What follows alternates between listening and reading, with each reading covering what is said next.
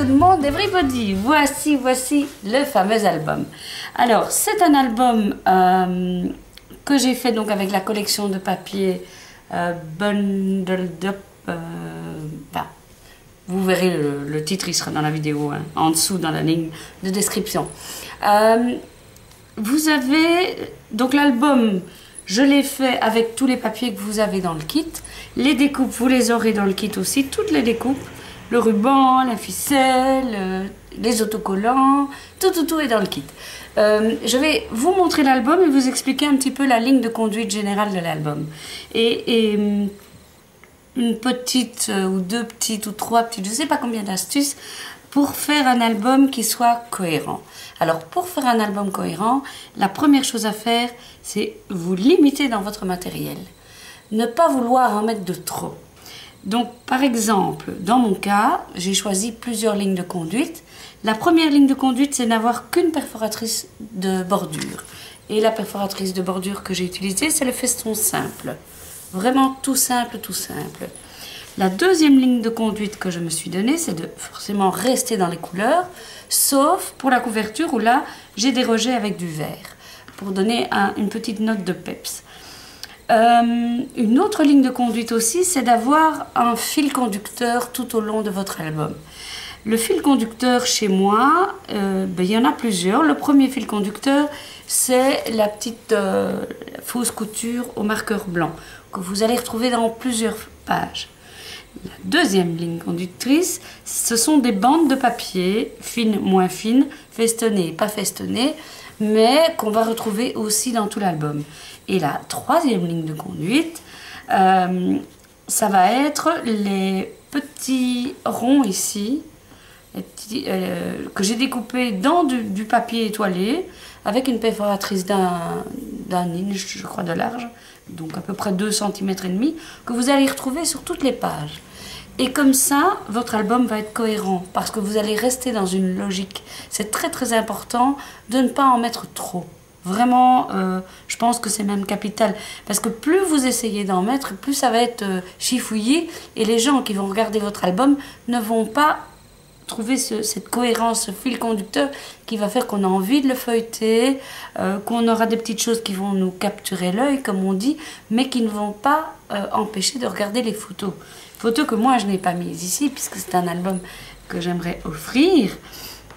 Mais donc, vous avez plein d'endroits pour mettre des photos, hein. Donc vous avez ici, sur la première page, vous avez une feuille où vous pouvez d'un côté mettre une photo, de l'autre aussi d'ailleurs. Vous pouvez aussi y coller un papier d'écolier et écrire un texte. Ça, c'est vous qui voyez. Ici, j'ai tout simplement collé une bordure que j'ai découpée dans les papiers que vous allez avoir en trop, qui seront dans le kit. Et vous aurez donc de quoi faire ces deux découpes superposées ici.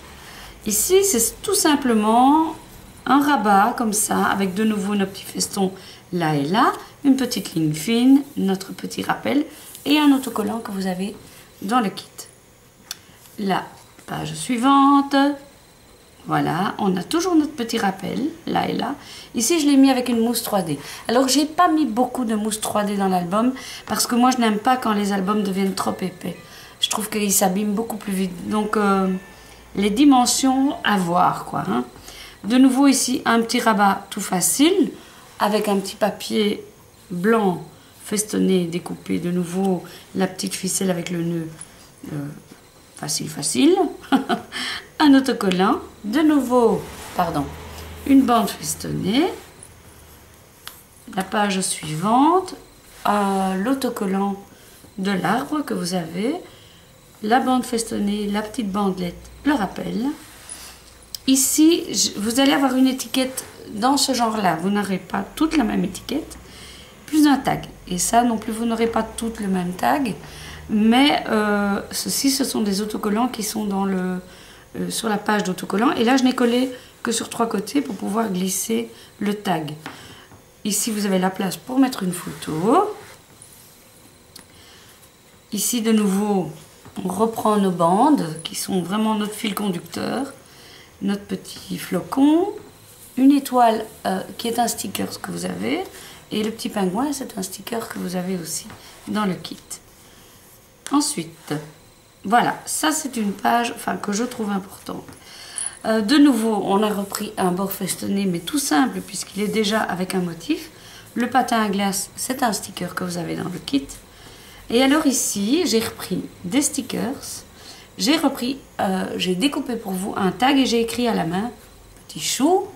Et à l'arrière, voilà, je trouve que c'est très important que vous ayez votre écriture dans l'album. Parce que les personnes qui vont le regarder, qui vont le feuilleter, un jour peut-être vous ne serez plus là, on aimerait bien revoir votre écriture et relire les petits mots que vous avez écrits de votre propre main. Même si votre écriture, vous ne l'aimez pas trop, sachez que les autres, ils l'aiment et ils vous reconnaissent grâce à l'écriture. Donc n'hésitez pas. Et là, c'est un tampon. Dans la deuxième vidéo, vous aurez tout le matériel qui a été utilisé pour faire l'album, hormis ce qui est dans le kit, évidemment.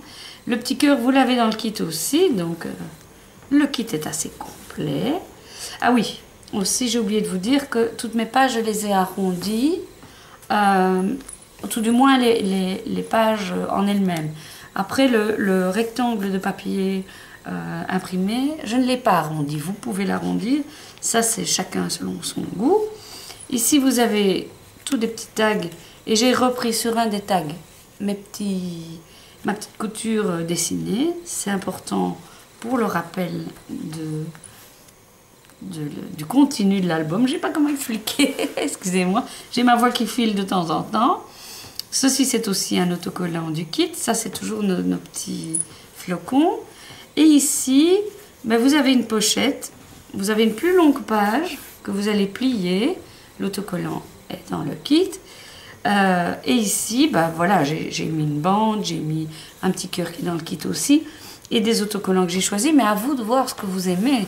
Ça, c'est vraiment à vous de créer. Hein. Ici, j'aime assez... comme le papier est relativement foncé, j'ai aimé le délimiter avec mon point de couture dessiné. J'aime assez. Ça, ce sont des stickers aussi. Ici, rebelote, la page qui s'ouvre à nouveau avec le bord que j'ai festonné. L'autocollant, le petit rappel. Et ceci, c'est un die très très fin. Pas évident à coller. Il vous faut vraiment... soit vous étalez de la colle blanche avec votre doigt à l'arrière, soit vous utilisez un stylo à colle très très fin. Mais la découpe est vraiment jolie, j'aime beaucoup. Et ici, pour faire ressortir l'autocollant, je l'ai contourné, je ne sais pas si vous voyez bien, je l'ai contourné avec mon stylo blanc et là j'ai tracé à main levée des petits chevrons pour augmenter l'effet flèche. Voilà. Ici, rebelote, de nouveau un rabat avec une superposition de festons. Hein, vous voyez, j'en ai remis un dans le tissu, j'allais dire, le papier à pois, une toute fine bande, la rouge pour trancher, de nouveau un autocollant et de nouveau notre rappel de flocons. Alors ici, vous aurez ça dans le kit aussi, ce sont des découpes que j'ai faites pour vous, donc c'est comme un petit carnet, vous pouvez écrire, mettre une mini photo, que sais-je, et là j'ai collé au centre un petit cœur bleu, que vous avez aussi dans votre kit, notre rappel ici de flocons. Ici, un autocollant, le flocon. Et ici, une ficelle. J'aime assez, moi, les ficelles relativement fines. Je ne sais pas si vous la voyez bien. Voilà.